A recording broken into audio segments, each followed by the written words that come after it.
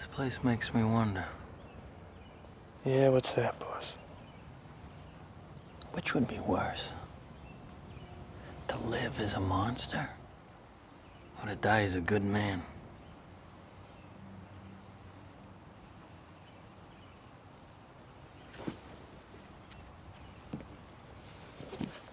Teddy?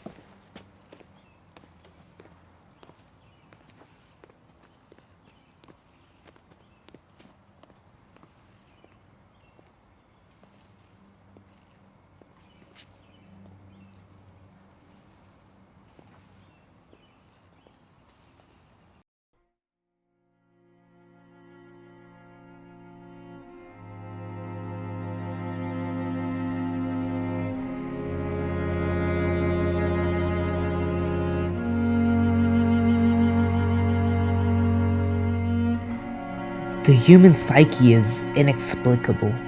It's a bunch of intertwined wires all mangled together.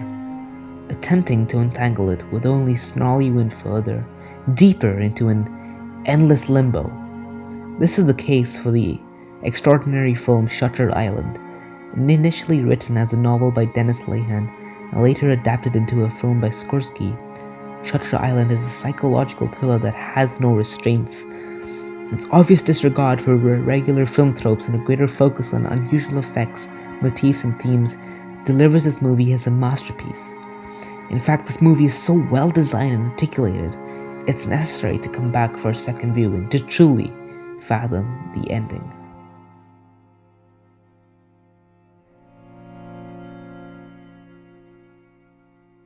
This film is so brazenly unique and different. The reason why I love it is simply because our understanding isn't a fixated view. In fact, as the viewer, our understanding is completely inadmissible. You always view the protagonist as the correctionist, the right versus the wrong, but in this case, we are the guilty party. We are the insane.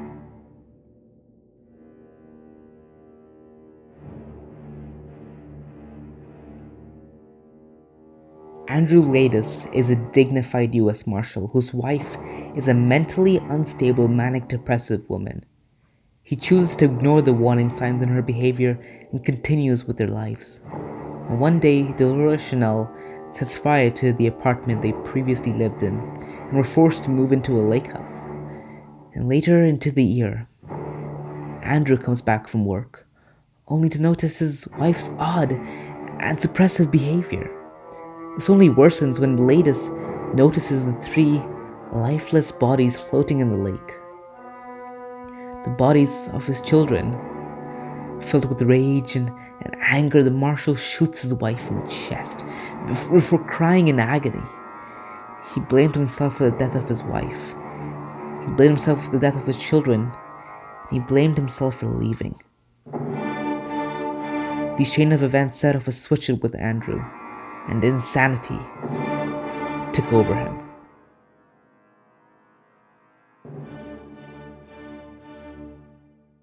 The movie begins as Edward Teddy Daniels, played by Leonardo DiCaprio, and his partner Chuck, portrayed by Mark Ruffalo, approach Shutter Island and the Ashland facility it holds.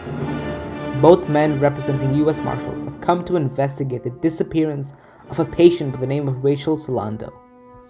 The investigation is initiated and inmates and staff are all interviewed together. Yet, halfway through the process, a storm engulfs the island, forcing everyone to stay on the landmass. As the film progresses further, odd and almost clinical incidents begin to happen. Inmates that are terrified of a patient called Andrew Laeddis.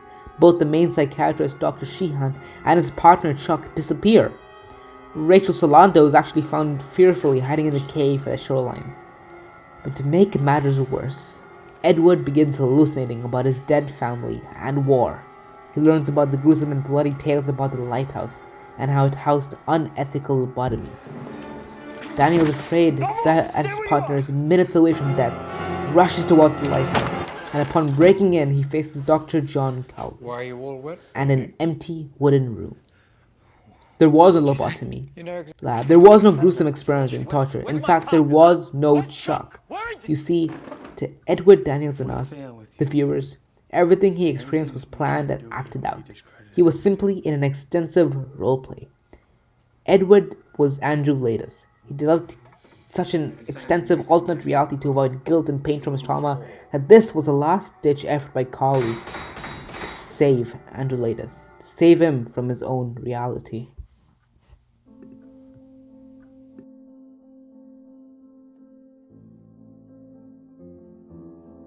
This beautifully designed masterpiece was created by none other than Martin Scorsese. He took particular elements from the psychological thrillers, film noir, and gothic horror to establish a sense of dread and suffering. He wanted to create a visual representation of the insane. Shutter Island is a place, as quoted by Martin. The mind is essentially a locale containing buildings, people, and roads, all of which represent individual parts in one's cerebrum. We all have our own Shutter Island.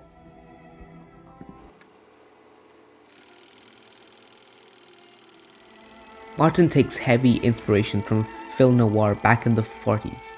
This was a time during the Cold War where cinema began truly taking off. The Trials was used as an inspiration for its heavy atmosphere, and Laura for its maniacal and crazy premise. Vertigo was another major source for its moral ambiguity. But as I watched this movie, I couldn't help noticing countless references to Alfred Hitchcock and German Expressionism as a whole. For example, a simple shower scene has the exact framing as Psycho, or when Andrew Laeddis climbs up the lighthouse in a fearful manner as seen in Vertigo, or just Max von Sydow as a whole, who very creepily images the Nazi figures from Notorious. Yet all of these don't stand up to the wonderful homage to the cabinet of Dr. Caligari. From the entire premise of the film to the shocking and crazy psychological twist at the end, German Expressionism's moody and gothic qualities fuel the artistic rendition of Shutter Island and its many other influences.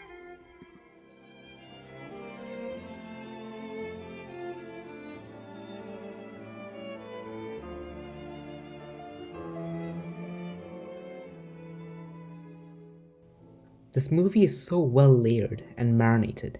Every aspect of the film offers new flavors. The water versus fire bias is spread across the film in both literary aspects and filmmaking. The characterization of objects like Dr. Cawley's pipe, which represents his hidden aura of malice. Shutter Island is a film that keeps on giving, on and on.